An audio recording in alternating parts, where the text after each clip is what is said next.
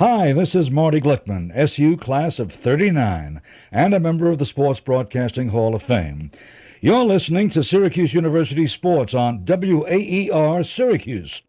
Syracuse 12, Cornell 6, 12:08 to go, fourth quarter. And back to the Block S Fogo spot between Cornell and Syracuse.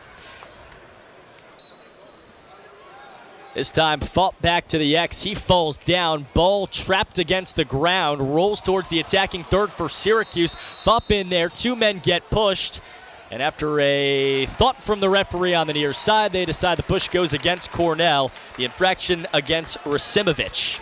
And it's Syracuse ball right to left.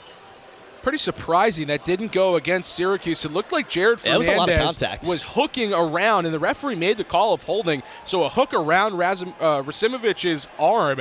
It certainly looked like it was going to go against Syracuse, but the Cuse comes up with the ball trying to add to a 12-6 lead.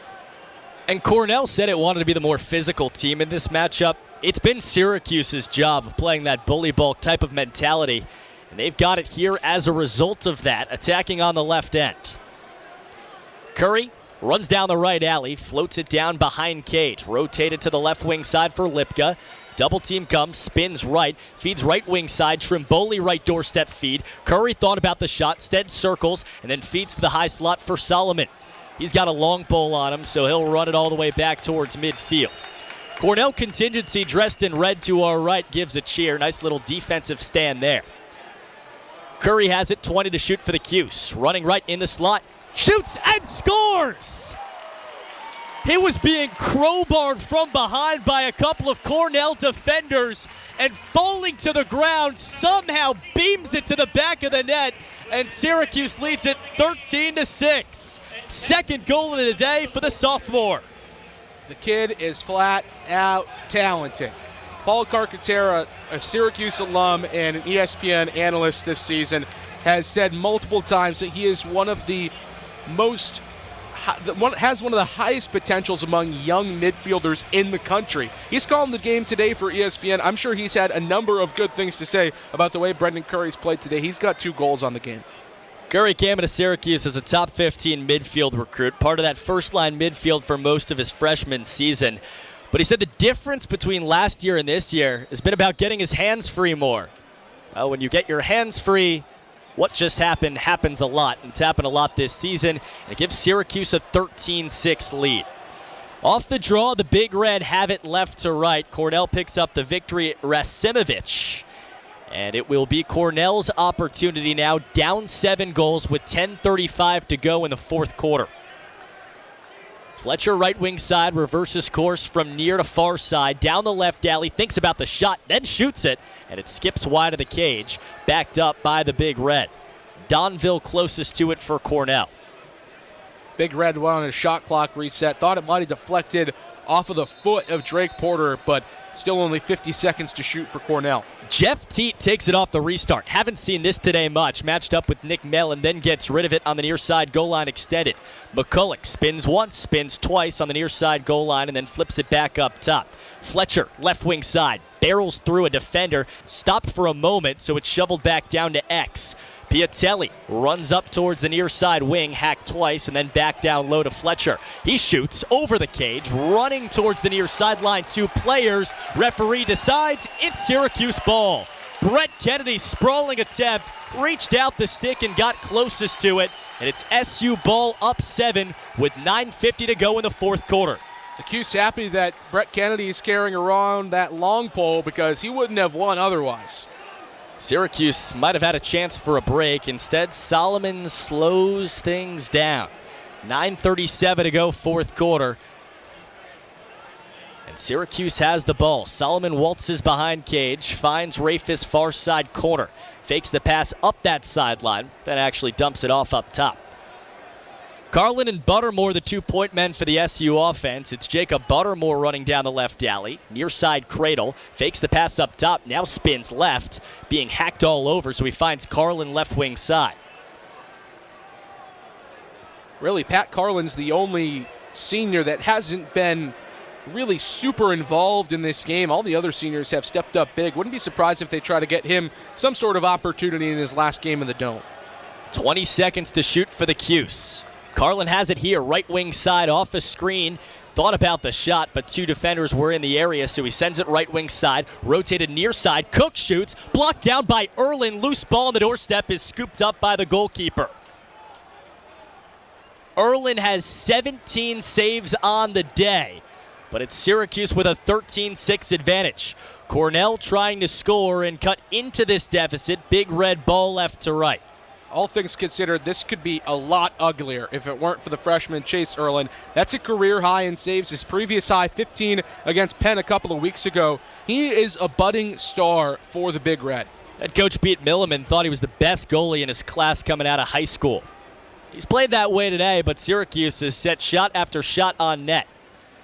Telesco straight away, feeds it right, step down, shot and a goal. Zach Ward, top left corner.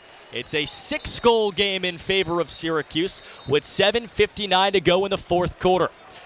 Timeout on the field. There's still plenty of time for the Big Red to get back into this thing. They're going to need a lot more from that. Ward has his first. We'll take a break. Syracuse 13, Cornell 7. You're listening to Syracuse Men's Lacrosse on the original home of the Orange, WAER. This is Syracuse Crunch Hockey on ESPN 97.7 and 100.1. Crunch nothing, Bruins nothing. One period down inside the War Memorial Arena. Cooper Boardman joined by the Crunch's Gabriel Dumont.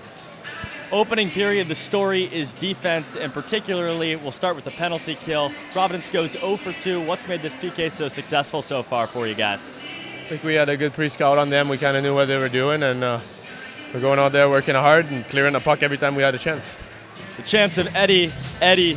We've heard him all night long. He's faced 14 shots on net. He stopped all 14. What does it mean for you guys as a defensive unit when he's playing well? Well, you know, I said it since Christmas. I think he's by far MVP, and you know, we know he's back there. He's going to make the first save 99% of the time, so we just got to pick up and clear rebounds. Is there a certain energy that it gives you guys when he's making stops like that? Of course, you know, we want to do it for him when he makes stops like that. He's keeping us in the game in the first, and we want to help him out. Defense was great. Now it's got to turn into offense. Things started to open up a little bit towards the tail end of that first period. What do you guys need to do to actually break through? I think we just need to start winning a little more one-on-one battles. We haven't won a lot of battles down low in their zone.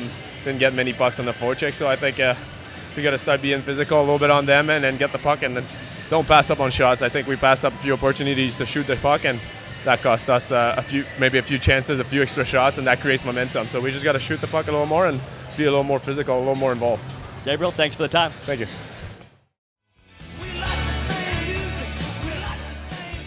Top of the second inning at Spillane Field. Game 1 of the Cape League Championship Series on the Cape Cod Baseball Network. Cooper Boardman and Josh Schaefer. Ryan Garcia, the right-hander from UCLA, on for his second inning of work. Goes up against the 4-hitter for the A's, Colin Simpson, left-handed hitting catcher from Oklahoma State. First pitch to Simpson. Fastball low, and the count is 1-0. Simpson, a .275 hitter in the regular season, 5 home runs. Hitting .500 in the playoffs, 4 for 8 with a home run and 6 RBIs. 1-0, swung on, grounded, foul past first. And it's 1-1. It'll be Simpson, Drew Mendoza, and John Rave. Clouds overhead at Spillane Field. The lights have just clicked on. Starting to warm up. The light tower in right field between the flagpole and the foul pole. 1-1. Swung on, pop high in the air, right field. Collins moves towards the gap and makes the catch for the first out of the inning. Simpson retired, and Ryan Garcia on his 16th pitch of the outing through 1 1/3 innings. The ace for this Wareham Gatemen team all summer long. Gets the start in Game 1 of the Cape League's Championship Series. 5 no-hit innings in the West Division Series.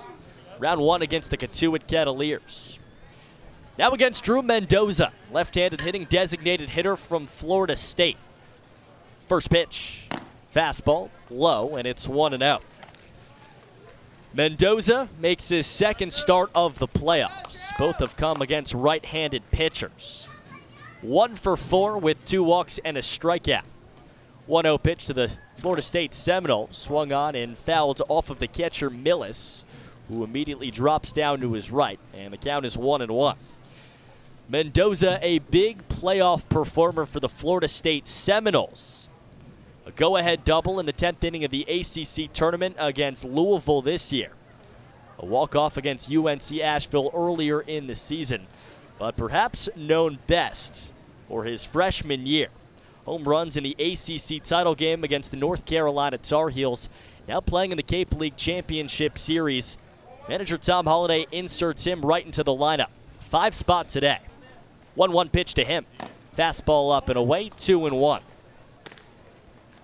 John Rave, the Illinois State Redbird and Eastern Division All-Star, awaits on deck. Garcia working from the windup. 2-1. Swung on and fouled back over the press box behind the plate. It's 2-2.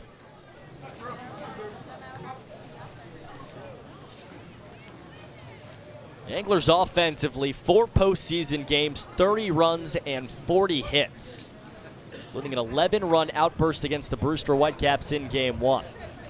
2-2 breaking ball, line down the right field line, foul. Couple feet to the foul side of the right field line, over the head of the first baseman Lockhart. And another 2-2 pitch again upcoming to Drew Mendoza.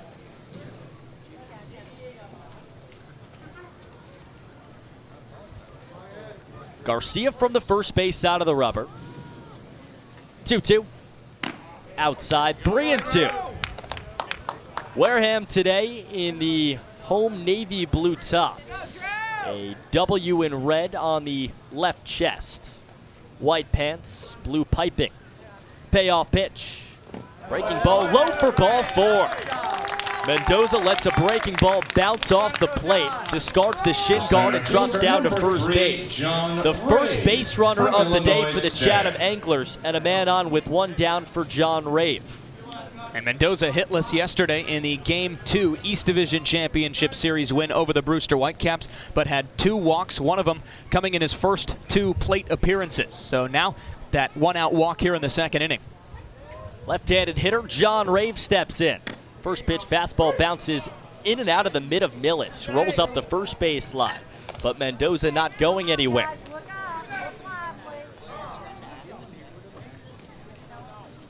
Rave, left-handed hitter from Illinois State, the center fielder, a 300-plus hitter in the regular season, 7 for 14 with 5 runs scored in the playoffs.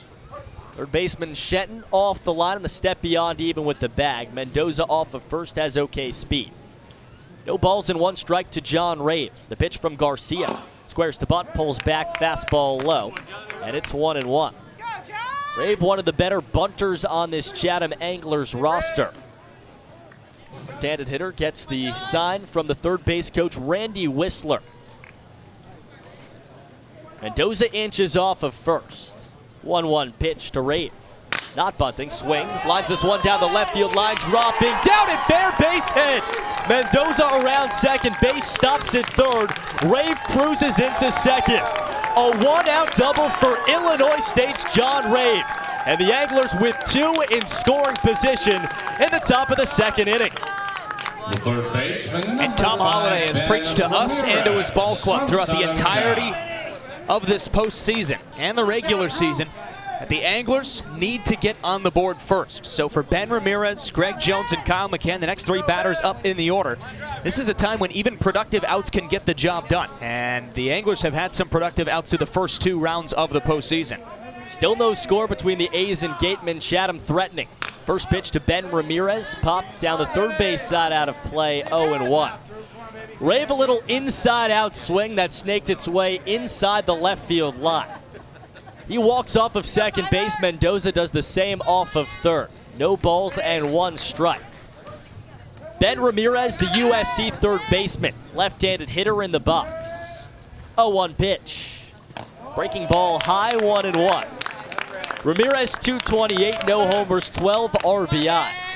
Notched his first RBI of the postseason yesterday on a sac fly against the Whitecaps. Garcia looks in for the sign, working from the stretch. Shakes off now, Nantz. Sets bail tie, looks to third, 1-1. Fastball knocked back to the screen behind the plate and it's 1-2. Third baseman Shenton even with the bag at third. The first baseman Lyle Lockhart the same. The middle is back, so any ground ball towards second will drive home a run for the Anglers. First run of the day, 90 feet away. 1 ball and 2 strikes. The pitch. Swing and a miss, strike 3. Went high with it, and the left-handed hitter Ramirez swings under it.